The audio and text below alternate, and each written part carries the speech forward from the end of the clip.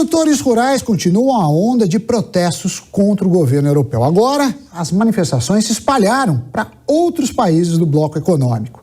No último sábado, foi a vez dos agricultores de Malta. Eles fizeram um tratoraço pela cidade e carregaram placas que diziam, abre aspas, nossa subsistência em perigo e estamos aqui para segurar sua comida. Também no sábado, cerca de 2.000 produtores rurais da Grécia foram às ruas. Eles carregaram cartazes, despejaram alimentos no chão e chegaram a fazer um buzinaço. Já ao longo da semana, agricultores espanhóis também fizeram um tratoraço. Eles paralisaram rodovias e também as ruas de Barcelona e carregavam placas que diziam, sem agricultor, sem comida. Na Bulgária, o setor agro também se juntou aos protestos da Europa. Os produtores rurais saíram às ruas em tratores e se manifestaram contra regras impostas pelo bloco econômico. Na Itália, mais protestos. O agro se reuniu nos arredores da capital Roma.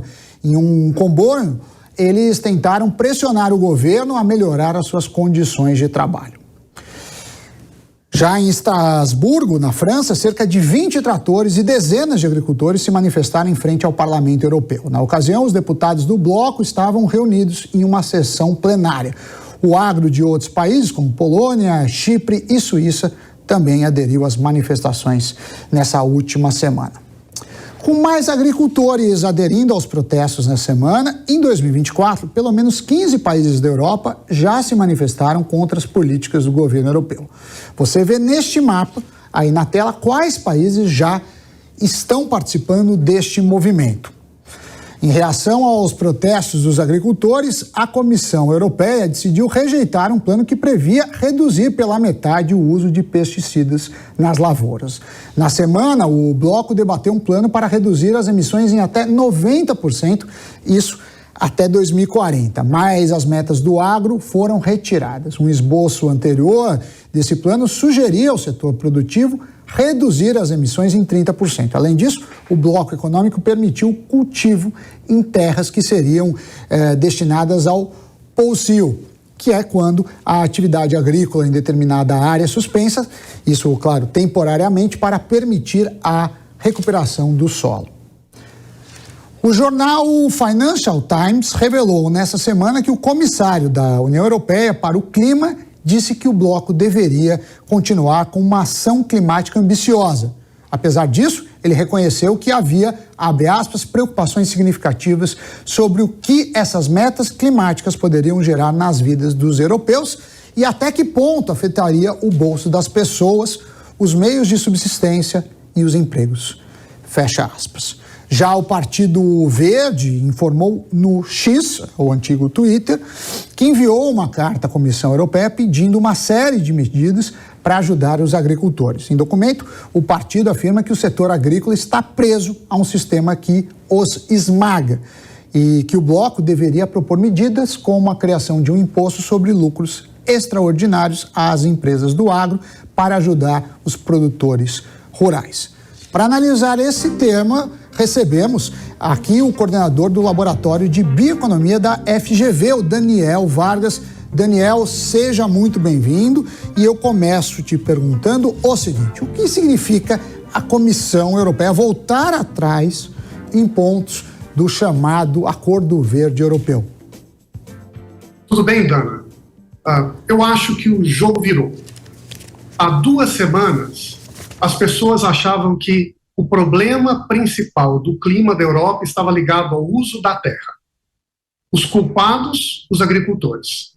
Quando a mão do agricultor toca o chão, está ameaçando o planeta. E por causa disso, uma série de políticas de restrição, de controle sobre o modo de produzir, o modo de usar insumos, o modo de comprar e vender entraram em vigor. A partir do momento que os protestos se espalharam, passou também uma nova visão a tomar conta do debate europeu. E de culpados, os agricultores passaram a ser vistos cada vez mais como vítimas. Como você mesmo colocou, mais da metade dos países da União Europeia já vivenciaram protestos e o embrião de outros deve também acontecer nos demais.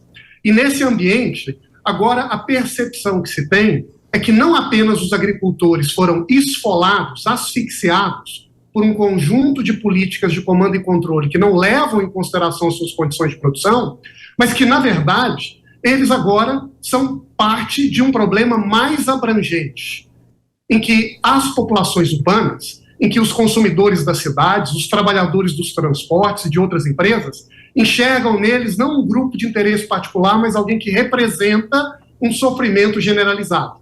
E a grande questão agora é não apenas como que nós vamos lidar com o velho problema ambiental. A grande questão agora é o que vem depois.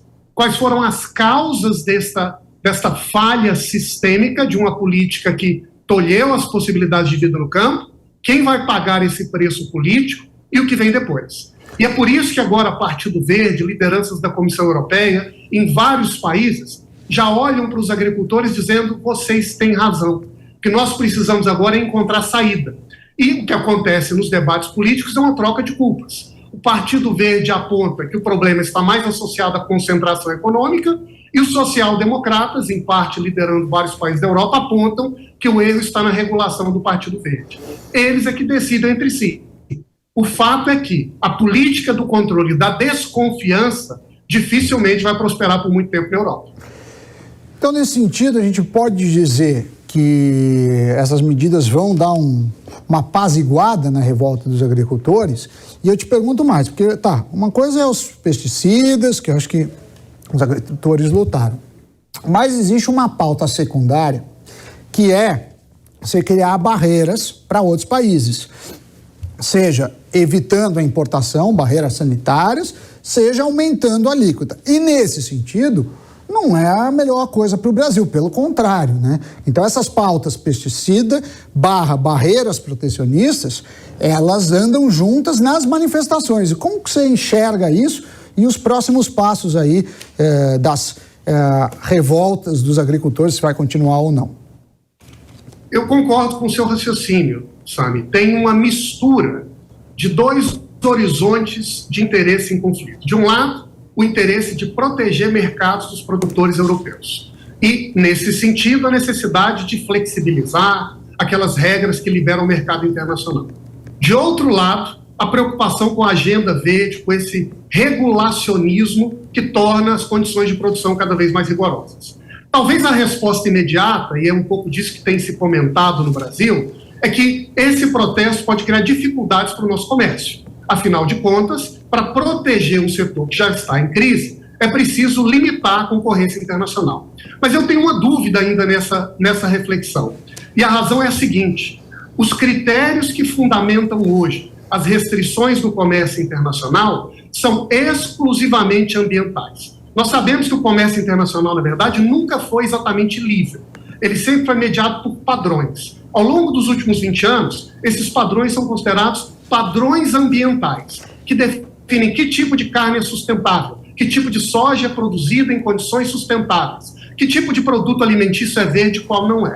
À medida em que esses padrões, em geral criados e referenciados pela Europa, entram em crise, também entram em crise critérios simplistas de restrição ao comércio internacional. É claro que nós não podemos aqui também ser inocentes de achar que a Europa vai sair abrindo o mercado porque a crise ambiental bateu a porta.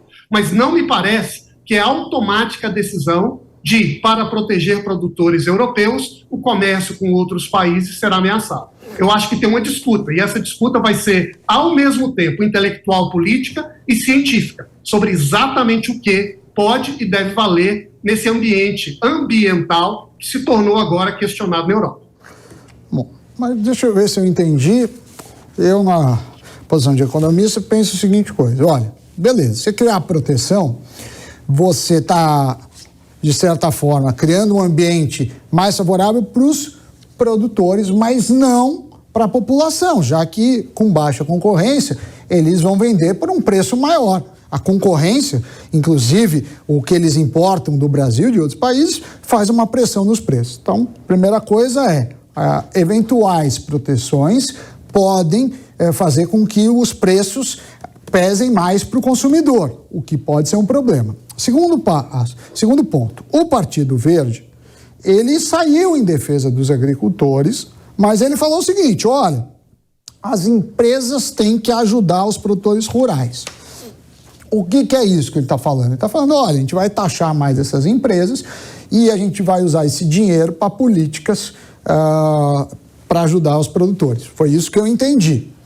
Mas, de novo, empresa mais taxada, é evidente que isso vai ser repassado ao consumidor. Então, me parece que o problema de alimentos caros não vai sair tão cedo da pauta. E eu queria a sua opinião, que é especialista nisso. Eu só sou um economista dando pitaco, talvez onde não deveria.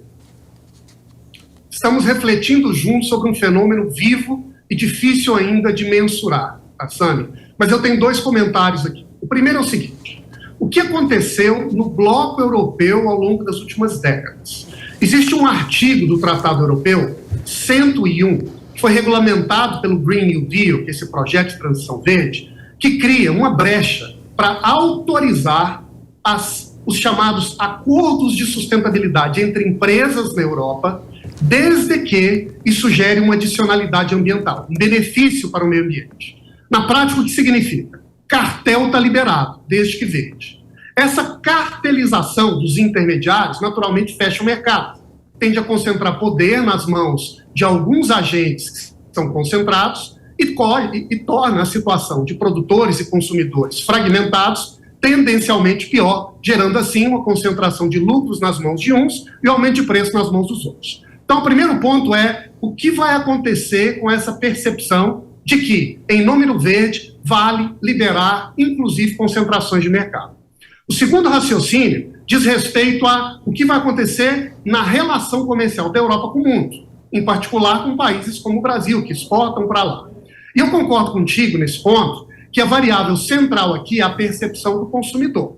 Nós sabemos que os produtores em si, embora tenham, digamos assim, uma simpatia cada vez maior da população europeia, eles são poucos. E o voto é decidido pelas populações urbanas. E é por isso que agora há um ambiente pouco claro sobre como o comércio internacional será equacionado nessa briga política europeia. Nós estamos vendo, ao mesmo tempo que produtores questionam acordos internacionais, burocratas da Comissão Europeia defendendo, inclusive, a continuidade das negociações com o Mercosul. Me parece que aqui a grande questão é, em última análise, como o consumidor e, portanto, a política europeia perceberá essa crise. E como que eles imaginarão que as melhores condições de consumo, com preço mais barato, com melhor qualidade, se dará. Se a variável predominante for a defesa dos interesses do produtor na Europa, talvez a nossa situação fique mais difícil. Por outro lado, se a variável decisiva for que nós temos produtos de alta qualidade ambiental, competitivos, que podem melhorar as condições de vida e de bem-estar em um continente que convive com a crise inflacionária, talvez haja espaço aqui para o comércio livre. Daniel, eu acho que eu sou mais antigo que você. Na década de 80, tinha um comercial de uma vodka que falava "Eu sou você amanhã". E nesse sentido, eu queria te perguntar, se o que está acontecendo na Europa dá para tirar alguma lição, e a gente tem risco de ver no Brasil daqui a um tempo, assim, o que a gente pode aprender com isso para evitar uma crise eventual, já que esses temas que estão sendo tratados por lá não são muito diferentes do que estão sendo tratados por aqui, ainda que aqui os ânimos estão, por enquanto, mais tranquilos. É uma bela pergunta, Sami. Eu acho que tem muita gente se perguntando sobre isso. A minha impressão é a seguinte: eu vejo o Brasil, historicamente, como uma espécie de depositário de ideias políticas derrotadas no exterior. Tradicionalmente, nós consumimos a moda. E muitas vezes ela chega aqui depois que ela perdeu espaço e influência lá fora. Então é por isso que muitas vezes nós vemos propostas, iniciativas, modelos de ONGs ambientais que não têm o mesmo prestígio lá fora, mas que aqui apresentam as ideias como se fossem o maior símbolo da verdade universal. Essa crise na Europa tende a impactar a credibilidade desta visão que chega até nós. A questão é se o Brasil vai olhar para essa discussão internacional e, a partir daí, também rejeitá-las, ou se nós vamos aqui nos tornar uma espécie de último refúgio das ideias verde antieconômicas vistas como a salvação do planeta. Aprender com os erros é importante, aprender com os erros dos outros é mais barato, dizia um professor meu. Daniel Vargas, coordenador do Laboratório de Bioeconomia da Fundação Getúlio Vargas. Muito muito obrigado pela sua participação aqui no Hora H do Agro. Eu que agradeço, Sânia. Um forte abraço.